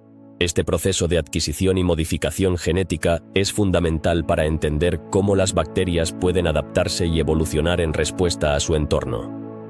Hablando de la evolución, es importante mencionar que las bacterias son organismos asexuales, lo que significa que se reproducen clonando su material genético. Esto resulta en copias idénticas de los genes, es decir, son clones. Sin embargo, a pesar de esta reproducción asexual, las bacterias tienen la capacidad de evolucionar a través de la selección natural. Esto sucede gracias a los cambios que pueden ocurrir en su ADN, los cuales son causados por mutaciones y recombinación genética. Las mutaciones son alteraciones en el ADN que pueden surgir de errores durante la replicación del ADN o por la exposición a agentes mutagénicos. Es fascinante notar que las tasas de mutación pueden variar considerablemente entre diferentes especies de bacterias e incluso entre cepas de la misma especie. La variabilidad genética no es solo un fenómeno aleatorio. Los cambios genéticos pueden ocurrir de manera fortuita, pero también pueden ser impulsados por factores de estrés. En situaciones donde el crecimiento de la bacteria se ve limitado, los genes que están implicados en esos procesos críticos tienden a mostrar una tasa de mutación más alta. Esto es un claro ejemplo de cómo las bacterias pueden adaptarse a condiciones adversas. Además de las mutaciones, las bacterias tienen la capacidad de intercambiar material genético entre sí, lo que se conoce como transferencia de genes horizontal. Este intercambio de información genética puede ocurrir de tres maneras principales. La primera es a través de un proceso llamado transformación, donde las bacterias pueden absorber ADN del entorno. La segunda forma es la transducción, en la que un bacteriófago introduce ADN extraño en el cromosoma de una bacteria. Por último, la conjugación bacteriana es otro método importante, donde el ADN se transfiere mediante contacto directo entre células a través de una estructura llamada pilus. La transferencia de genes horizontal es especialmente relevante en el contexto de la resistencia a los antibióticos. Este fenómeno permite que los genes que otorgan resistencia se propaguen rápidamente entre diferentes patógenos, lo que representa un desafío significativo para el tratamiento de infecciones bacterianas. A medida que las bacterias intercambian y adquieren nuevos genes, su capacidad para adaptarse y sobrevivir en condiciones adversas se ve enormemente potenciada. En conclusión, la genética bacteriana es un campo lleno de sorpresas y complejidades. Desde su estructura cromosómica hasta los diversos mecanismos de transferencia de genes, cada aspecto juega un papel crucial en la evolución y adaptación de estos organismos. La capacidad de las bacterias para intercambiar información genética y adaptarse a su entorno es lo que las convierte en uno de los grupos de organismos más exitosos en nuestro planeta. ¿Sabías que, a pesar de ser organismos tan simples, las bacterias pueden establecer relaciones muy complejas con otros seres vivos? Estas interacciones se dividen en tres categorías principales: el parasitismo, donde una especie se beneficia a expensas de otra; el mutualismo, en el que ambas partes obtienen ventajas; y el comensalismo, donde una se beneficia sin afectar a la otra. ¿Sabías que las bacterias comensales están en todas partes? Gracias a su diminuto tamaño, estas pequeñas criaturas pueden crecer sobre animales y plantas, adaptándose a cualquier superficie que encuentren. Pero, ¿qué significa esto para nosotros? Por ejemplo, las grandes poblaciones de estas bacterias son responsables de ese mal olor corporal que todos queremos evitar. Curiosamente, su crecimiento se ve potenciado en condiciones de calor y sudor, lo que explica por qué a veces el olor puede intensificarse. Así que, la próxima vez que sientas incomodidad por el olor, piensa en estas bacterias y su papel en nuestro día a día. Las bacterias, esos pequeños organismos que a menudo pasamos por alto, juegan un papel crucial en la vida de muchos otros seres vivos. ¿Sabías que algunas bacterias forman asociaciones tan estrechas con otros organismos que son esenciales para su supervivencia?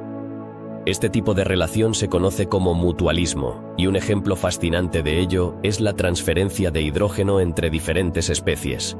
En este caso, grupos de bacterias anaerobias que se alimentan de ácidos orgánicos como el ácido butírico o el ácido propiónico producen hidrógeno.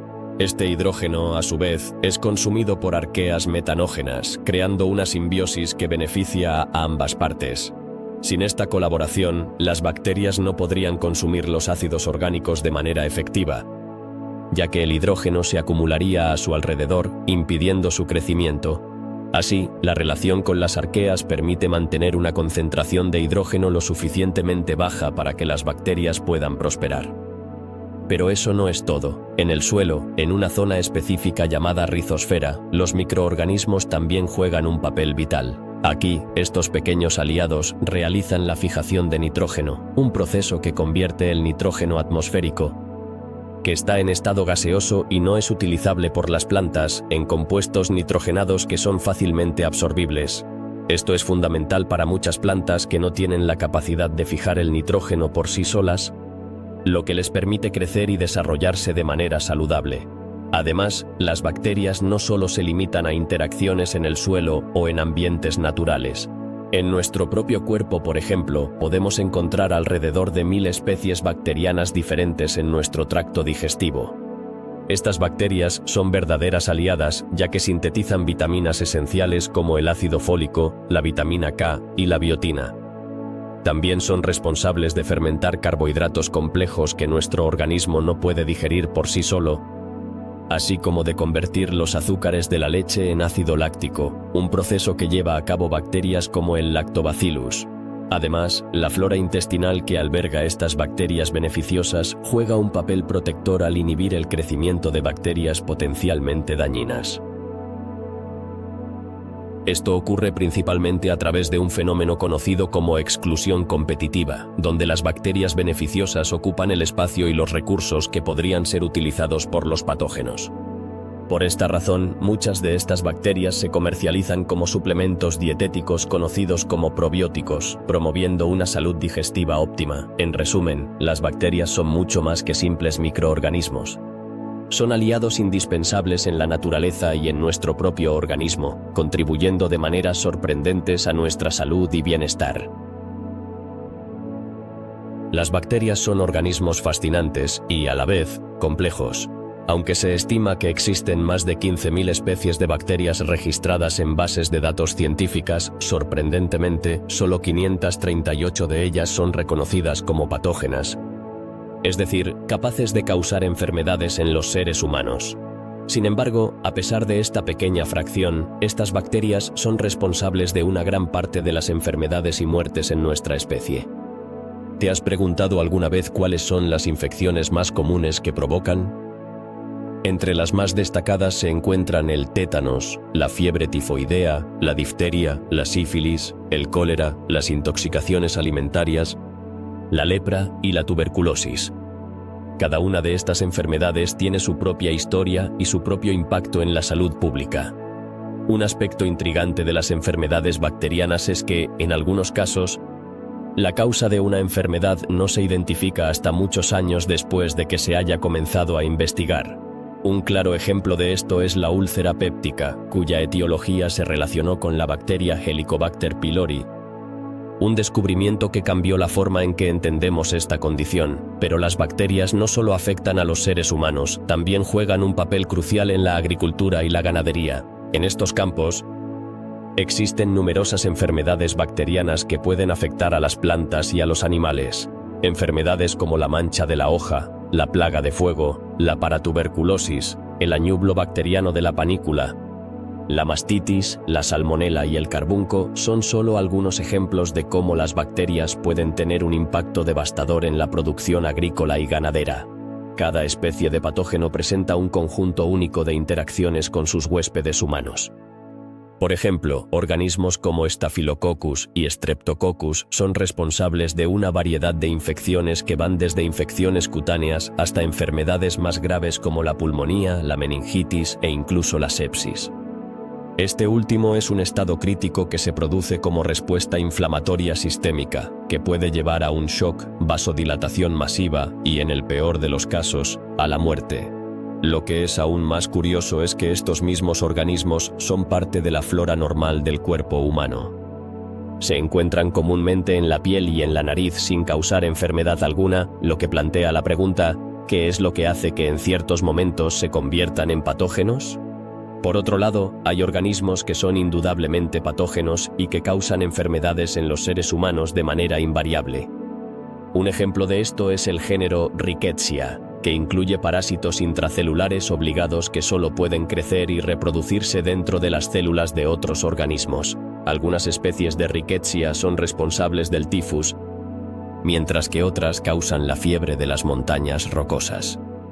Otro grupo de interés son las Chlamydiae, que también son parásitos obligados intracelulares. Estas bacterias están implicadas en diversas infecciones, que pueden incluir neumonía e infecciones urinarias, y se ha sugerido que podrían estar relacionadas con la enfermedad coronaria. Además, existen patógenos oportunistas como Pseudomonas aeruginosa, Burkholderia cenocepacia y Mycobacterium avium, que suelen causar enfermedades en individuos con sistemas inmunitarios comprometidos o en aquellos que padecen fibrosis quística. Esto plantea una inquietante cuestión. ¿Cómo es posible que bacterias que normalmente coexisten con nosotros se conviertan en amenazas mortales en ciertas circunstancias?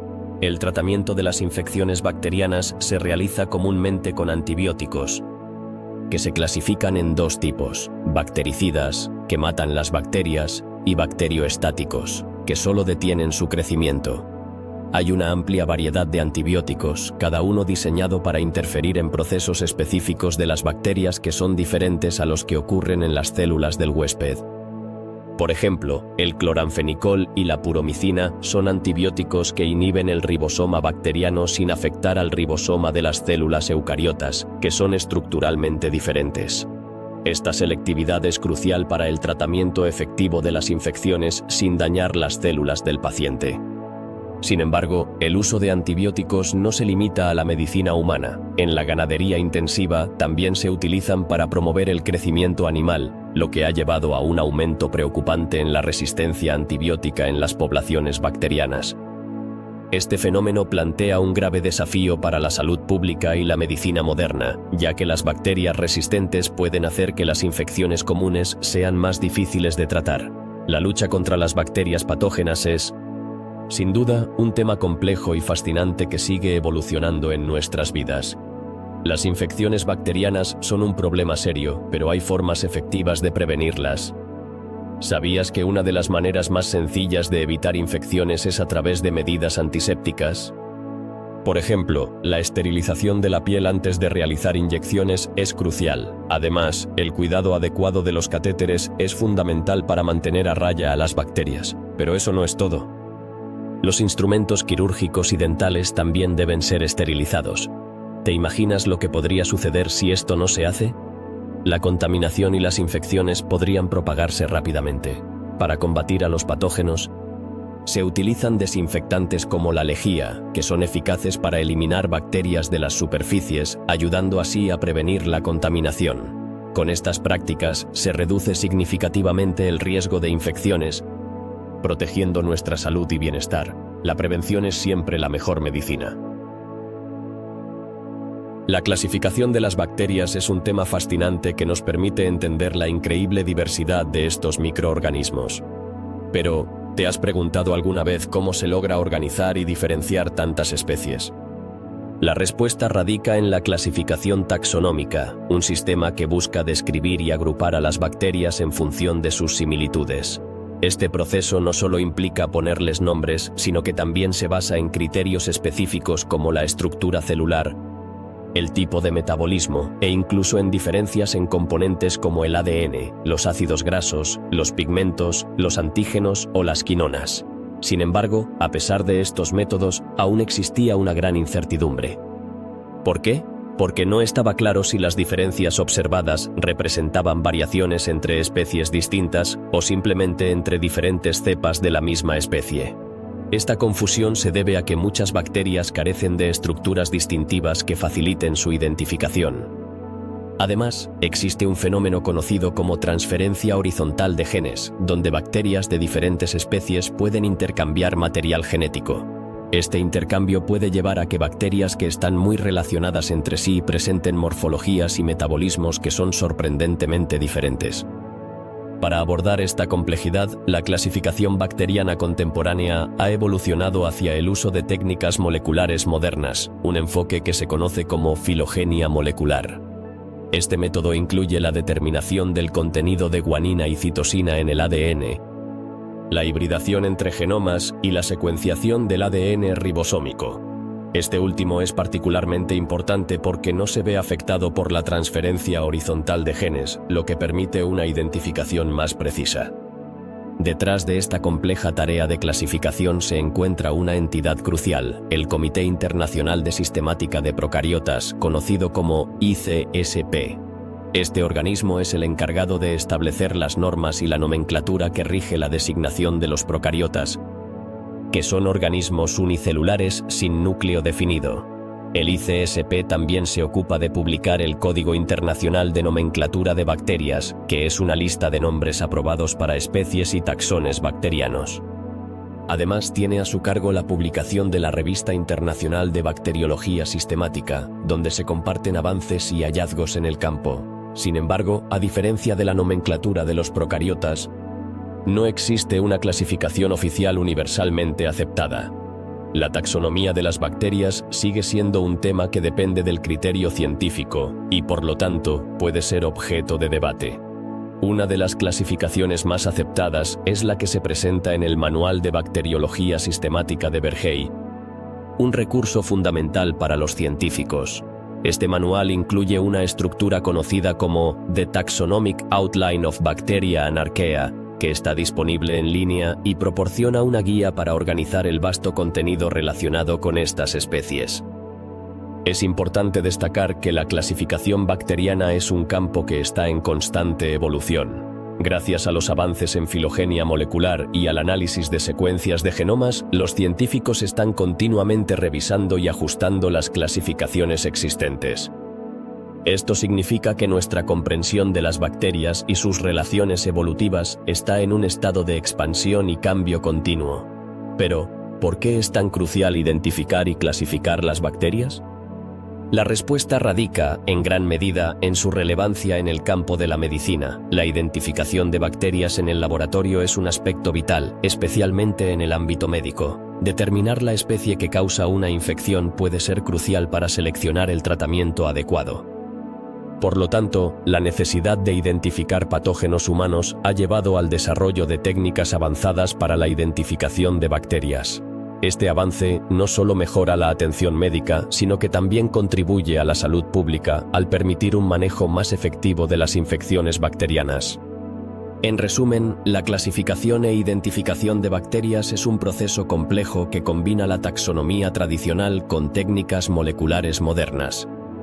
Gracias a los esfuerzos del ICSP y otros científicos, estamos mejorando nuestra capacidad para entender y clasificar estos microorganismos esenciales.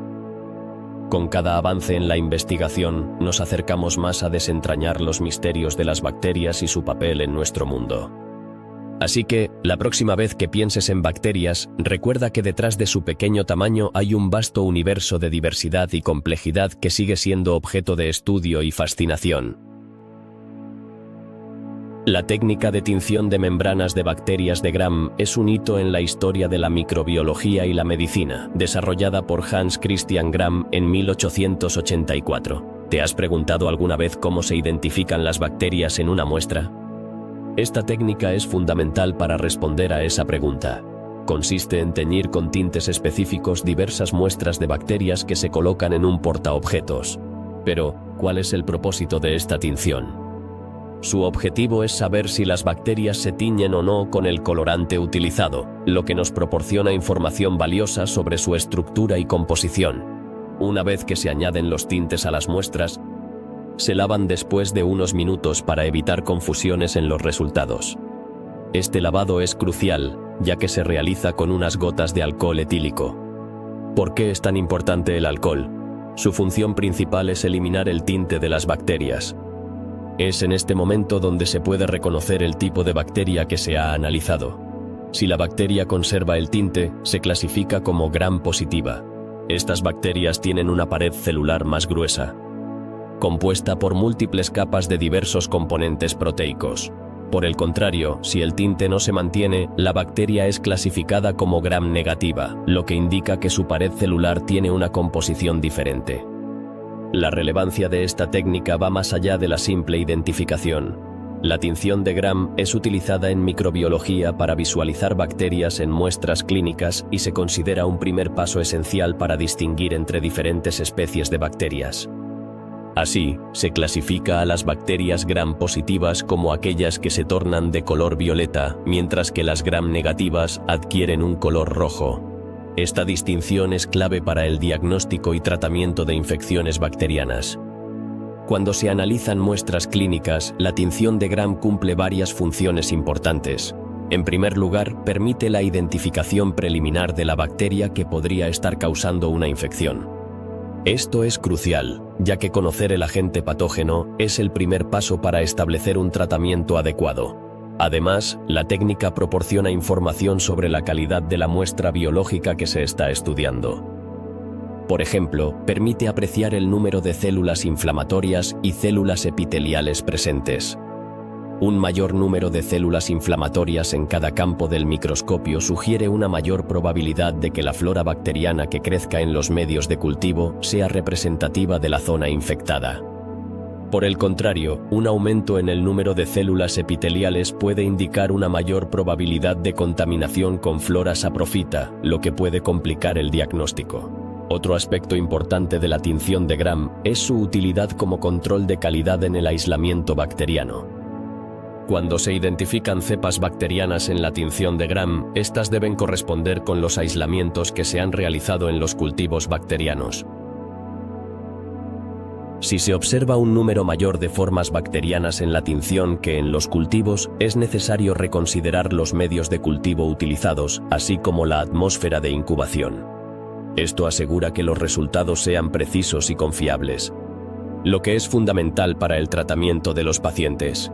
En resumen, la técnica de tinción de membranas de bacterias de Gram no solo ha revolucionado la forma en que identificamos y clasificamos las bacterias, sino que también ha tenido un impacto significativo en el desarrollo de antibióticos específicos. Gracias a esta técnica, los profesionales de la salud pueden tomar decisiones informadas y efectivas en el tratamiento de infecciones bacterianas, mejorando así la calidad de atención médica. La importancia de esta técnica en microbiología es indiscutible, y su legado continúa influyendo en la medicina moderna. Las relaciones filogenéticas de los seres vivos, especialmente en el ámbito de las bacterias, son un tema que genera múltiples debates y controversias en la comunidad científica. ¿Por qué hay tanta discrepancia? La razón principal radica en que no hay un consenso general entre los diferentes investigadores. Por ejemplo, al observar los árboles filogenéticos construidos a partir de los ARN ribosómico de tipo 16 y 23, se puede notar que los grupos más primitivos son filos que prosperan en condiciones de alta temperatura, como Aquificota y Termotogota. Esto sugiere que tanto los dominios Archaea como Bacteria podrían tener un origen relacionado con ambientes termófilos. Sin embargo, algunos análisis genómicos presentan una visión diferente, colocando a los Bacillota, que son bacterias Gram positivas, como el grupo más antiguo en la historia evolutiva. Además, el biólogo Cavalier Smith propuso que la mayor divergencia se encuentra en un grupo fotosintético que él denominó Clorobacteria, que pertenece al filo Chloroflexi. Pero esto no es todo, ya que otros estudios que analizan tanto la genética como las proteínas han colocado a filos como Planctomycetota y Pseudomonadota en posiciones igualmente basales. Esto nos lleva a una conclusión interesante. Se ha sugerido que hubo una divergencia temprana entre dos supergrupos, conocidos como Gracilicutes y Terrabacteria. Todo esto pone de manifiesto que, en la actualidad, no existe una filogenia bacteriana unificada que nos permita conocer con certeza la historia evolutiva más temprana de estos microorganismos. Este fenómeno se debe, en gran medida, a la transferencia genética horizontal, un proceso que es bastante común entre los organismos procariotas. Para poder clasificar a los más de 100 filos propuestos, el LPSN, en el año 2024, realizó un análisis exhaustivo y propuso dividir las bacterias en 4 reinos. Estos son Pseudomonadati, que es equivalente a Gracilicutes, Bacillati, que se corresponde con Terrabacteria, Termotogati, que agrupa a muchos termófilos relacionados, y por último, Fusobacterati, que incluye únicamente el filo Fusobacteriota.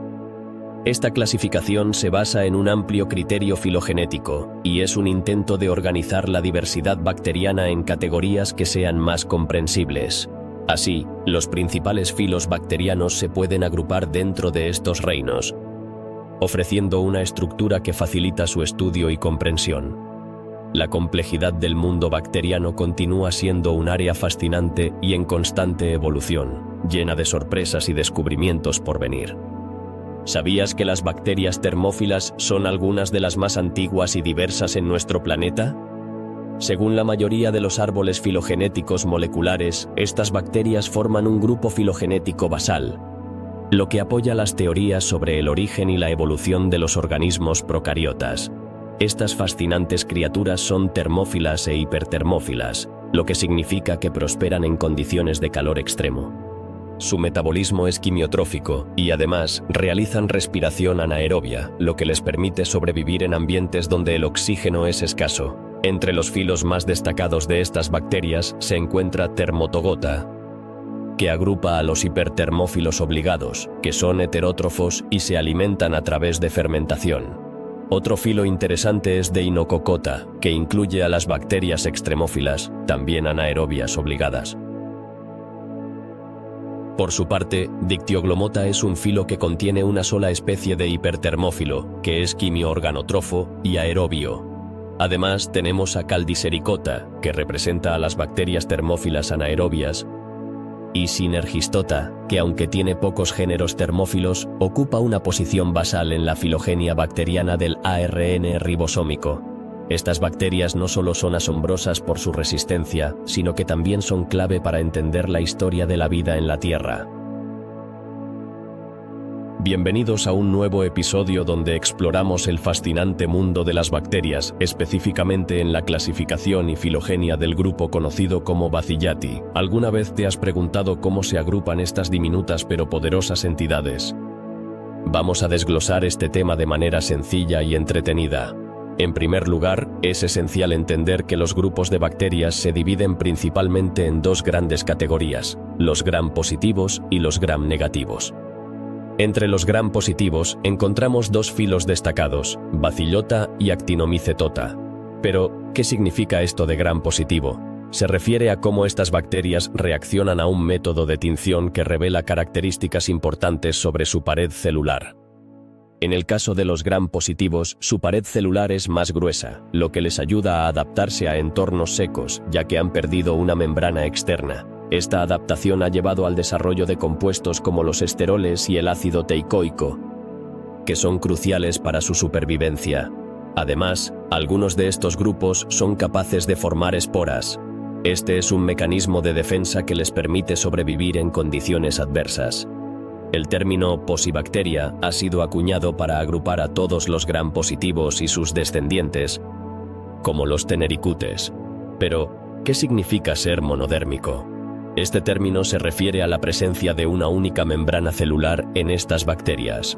Curiosamente, otros filos, como el Chloroflexota, también son monodérmicos, lo que sugiere que podrían estar relacionados con los gram-positivos, a pesar de ser gram-variables. Esto nos lleva a la conclusión de que, según algunos árboles filogenéticos, los filos monodérmicos son parte del reino Bacillati, que alguna vez fue conocido como el superclado Terrabacteria, un nombre que refleja su probable evolución en ambientes terrestres. Ahora, hablemos un poco más sobre el filo Actinomycetota. Este es un grupo extenso de bacterias gram-positivas que se caracterizan por tener un alto contenido de guanina y citosina, lo que se conoce como contenido GC alto. Estas bacterias son comunes en el suelo, pero también se pueden encontrar en plantas y animales, incluyendo algunos patógenos que pueden causar enfermedades. Algunas especies de Actinomycetota tienen la capacidad de formar colonias que se asemejan a hifas, como es el caso de los actinomyces, lo que les da un aspecto filamentoso. Por otro lado, tenemos a las Bacillota, también conocidas como endobacteria. Este es el grupo más extenso de bacterias gram-positivas. Pero a diferencia de las Actinomycetota, su contenido GC es bajo. Estas bacterias se encuentran en una variedad de hábitats y, al igual que las anteriores, incluyen algunos patógenos notables. Dentro de este grupo, una de las familias, las Heliobacteria, obtiene su energía a través de la fotosíntesis. Además, hay otras bacterias en este grupo que poseen una pseudomembrana externa, conocidas como negativicutes. Pasando a otro grupo interesante, encontramos a los Tenericutes o Molicutes. Estas son bacterias endosimbiontes gram-negativas que carecen de pared celular y son consideradas monodérmicas. Según la mayoría de las filogenias, se derivan del grupo Bacillota, lo que subraya la complejidad de las relaciones entre estos organismos. No podemos olvidar mencionar a los Deinococcota, también conocidos como Hadobacteria. Este es un pequeño grupo de quimiorganótrofos extremófilos que son increíblemente resistentes. Algunas especies pueden soportar temperaturas extremas, tanto altas como bajas, mientras que otras son capaces de resistir la radiación y sustancias tóxicas, lo que las convierte en verdaderos sobrevivientes en condiciones adversas.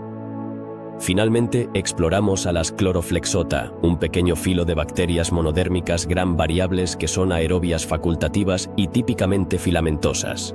Este grupo incluye a las bacterias verdes no del azufre, que realizan la fotosíntesis anoxigénica, es decir, producen energía sin liberar oxígeno. Además, su vía de fijación del carbono es diferente a la de otras bacterias fotosintéticas, lo que añade otra capa de complejidad a su biología. En resumen, el mundo de las bacterias es vasto y diverso, lleno de sorpresas y adaptaciones fascinantes. Hoy nos adentramos en un fascinante mundo lleno de microorganismos que, aunque invisibles a simple vista, desempeñan un papel crucial en nuestro ecosistema. Hablaremos sobre el reino Pseudomonadati, un grupo que ha sido ampliamente estudiado y reconocido en muchos árboles filogenéticos. Este reino, que anteriormente se conocía como el superclado Gracilicutes o Hydrobacteria, representa el mayor grupo de bacterias gram-negativas. Pero, ¿qué significa esto exactamente? En términos simples, estas bacterias tienen una estructura celular que les permite adaptarse a diversos entornos, especialmente en hábitats acuáticos o asociados a animales y plantas. Su relación con estos seres vivos puede ser variada, desde comensales que coexisten sin causar daño, hasta mutualistas que benefician a su huésped o incluso patógenos que pueden provocar enfermedades. Dentro de Pseudomonadati encontramos varios filos y superfilos que enriquecen aún más este reino. Uno de ellos es el filo Spirochaetota, conocido por sus bacterias quimioheterótrofas que tienen una forma alargada y típicamente enrollada en espiral. Estas bacterias se mueven de manera única, utilizando un mecanismo de rotación. Sin embargo, no todo es positivo, ya que muchas de estas bacterias son responsables de diversas enfermedades. Otro grupo importante es el denominado grupo FCB o Sphingobacteria, que incluye una variedad de bacterias que desempeñan funciones esenciales en el medio ambiente. También está el filo Fibrobacterota, que es relativamente pequeño pero significativo, ya que incluye muchas de las bacterias que habitan en el estómago de los rumiantes. Estas bacterias son esenciales para la degradación de la celulosa, un proceso fundamental para la digestión de estos animales. Pasando a otro grupo, encontramos a Gemmatimonadota, que son bacterias aerobias que se desarrollan en suelos y fangos. La diversidad de hábitats que ocupan estas bacterias es asombrosa. Por su parte, el filo Bacteroidota es uno de los más extensos, con una amplia distribución en el medio ambiente. Estas bacterias pueden encontrarse en el suelo, en sedimentos, en agua de mar e incluso en el tracto digestivo de varios animales. Este grupo es heterogéneo, lo que significa que incluye tanto bacterias que requieren oxígeno para vivir, como otras que pueden sobrevivir sin él. También alberga comensales, parásitos y formas de vida libre, lo que lo convierte en un grupo extremadamente diverso. Dentro de este reino, las bacterias del grupo Chlorobia destacan por ser las famosas bacterias verdes del azufre. Estas bacterias son fotótrofas, lo que significa que pueden realizar la fotosíntesis, utilizando bacterioclorofila y, además, son anaerobias obligadas, lo que implica que no pueden sobrevivir en presencia de oxígeno. Algunas de estas especies son termófilas, lo que significa que prosperan en condiciones de alta temperatura, como las que se encuentran en fuentes hidrotermales. El grupo PBC o Planctobacteria incluye a las bacterias Planctomycetota, que son principalmente acuáticas y aerobias. Estas bacterias se encuentran en diversos cuerpos de agua, desde dulces hasta salobres y marinos. Su ciclo biológico es fascinante, ya que alternan entre células sésiles y flageladas, y se reproducen a través de un proceso llamado gemación. Siguiendo con nuestra exploración, encontramos a la verrucomicrobiota, que comprende bacterias que habitan en ambientes terrestres y acuáticos, y algunas que están asociadas con huéspedes eucariotas. Además, el pequeño grupo de Lentisfaerae, que ha sido descubierto recientemente, se encuentra en aguas marinas y hábitats terrestres anaerobios, y se considera que están relacionados con las Verrucomicrobia a nivel de filo. No podemos olvidar mencionar a los Chlamydiota, un grupo pequeño pero intrigante que incluye parásitos intracelulares obligados de células eucariotas. Por otro lado, las Thermodesulfobacteriotas son bacterias termófilas que tienen la capacidad de reducir sulfatos, mientras que el filo Aquificota, aunque pequeño, incluye bacterias quimiolitotrofas que prosperan en manantiales calientes y fuentes hidrotermales oceánicas. Finalmente, llegamos a la Pseudomonadota, un grupo que abarca bacterias púrpuras y sus parientes. Este grupo es increíblemente diverso y extenso. La mayoría de estas bacterias son heterótrofas, lo que significa que obtienen su energía de compuestos orgánicos, mientras que otras son fermentadoras, como las enterobacterias. Algunas de estas bacterias son incluso responsables de enfermedades, como las rickettsias, que son parásitos intracelulares. Entre los muchos miembros de este grupo, encontramos a los rizobios, que son endosimbiontes fijadores de nitrógeno en las plantas, y las bacterias púrpuras, que son fotótrofas, además de las mixobacterias, que son conocidas por formar agregados multicelulares. En resumen, el reino Pseudomonadati es un vasto y complejo universo de bacterias que no solo son fascinantes desde el punto de vista científico, sino que también tienen un impacto significativo en nuestro entorno y en la salud de otros organismos. En el fascinante mundo de las bacterias encontramos grupos intrigantes como los Chrysiogenota, que son pequeños pero poderosos. ¿Sabías que tienen la habilidad de respirar arseniato? Esto les permite llevar a cabo un tipo de vida anaerobia, lo que significa que pueden prosperar en ambientes sin oxígeno. Por otro lado, los nitrospirotas son igualmente sorprendentes, ya que son quimiosintéticos y se especializan en la oxidación de nitrógeno. Algunos de ellos, además, son termófilos, lo que significa que pueden sobrevivir en temperaturas elevadas. Estos grupos revelan la asombrosa diversidad y adaptación de las bacterias. ¿Sabías que las fusobacteriotas son un grupo fascinante de bacterias? Estas bacterias son heterótrofas y anaerobias, lo que significa que no necesitan oxígeno para vivir y se alimentan de materia orgánica. Además, son responsables de causar infecciones en humanos, lo que las convierte en un tema importante de estudio. Pero, ¿sabías que también forman parte esencial de la flora del aparato digestivo? Se cree que podrían compartir su reino con otros filos bacterianos emparentados, lo que resalta su relevancia en el ecosistema microbiano. En conclusión, hemos explorado la fascinante y compleja vida de las bacterias, esos microorganismos que, a pesar de su diminuto tamaño, desempeñan un papel fundamental en nuestro planeta y en nuestra existencia. A lo largo de este video, hemos aprendido que las bacterias son células procariotas, carentes de un núcleo definido y de orgánulos membranosos, y que se presentan en diversas formas como cocos, bacilos, vibrios y espiroquetas. Esta diversidad morfológica es solo una pequeña parte de lo que hace que las bacterias sean tan intrigantes. Además, hemos destacado la clasificación actual que divide a los procariotas en dos dominios: bacteria y arquea, una distinción que se basa en diferencias bioquímicas y genéticas significativas. Es impresionante considerar que las bacterias son los organismos más abundantes del planeta, encontrándose en prácticamente todos los hábitats, desde los más comunes hasta los más extremos, como manantiales de aguas calientes y hasta en el espacio exterior. Se estima que hay alrededor de 5.000 billones de bacterias en el mundo, un número que nos da una idea de su ubiquidad y su capacidad de adaptación. Además, su papel en los ciclos biogeoquímicos es vital. Por ejemplo, la fijación del nitrógeno es un proceso esencial que depende de estas criaturas microscópicas, lo que subraya su importancia en el reciclaje de elementos en la naturaleza. En nuestro propio cuerpo, la relación con las bacterias es igualmente notable. Hay aproximadamente 10 veces más células bacterianas que células humanas, lo que plantea un interesante debate sobre nuestra propia identidad biológica. La mayoría de estas bacterias son inofensivas o incluso beneficiosas, contribuyendo a nuestra salud y bienestar. Sin embargo, también hemos abordado el lado oscuro de las bacterias, las especies patógenas que pueden causar enfermedades infecciosas graves, como la tuberculosis, que sigue siendo una de las principales causas de mortalidad en el mundo.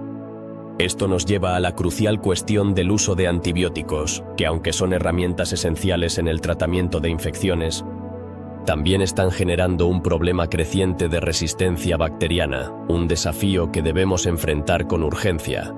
Finalmente, no podemos pasar por alto la importancia de las bacterias en la industria. Desde el tratamiento de aguas residuales hasta la producción de alimentos como el yogur y el queso, su versatilidad es impresionante.